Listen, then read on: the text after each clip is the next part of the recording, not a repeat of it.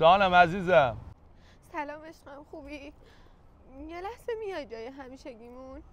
خیلی حالم بده، کار واجب باهات دارم.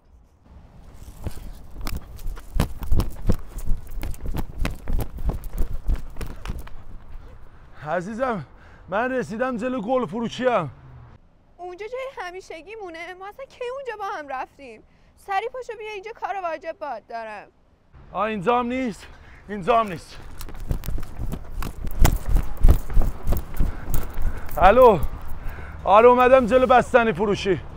اونجا کجاست؟ مگه من تا با تو اونجا رفتم؟ سری پاشو بیا. اینجام نیست، اینجام نیست.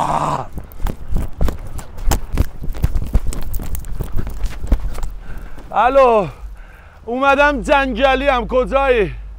واقعا واسه متاسفم که جای همیشگیمونو یادت نمیاد محمد. محمد کیه؟ مگه تو زهرا نیستی؟ زهرا کیه؟ داداش تو رو خدا ببخشید، من یه شماره اشتباه گرفتم. شماره رو اشتباه گرفتید؟ داداش چیه؟ داشتم حالا کار نریم، تو چرا تو جنگل قرار میذاشتی؟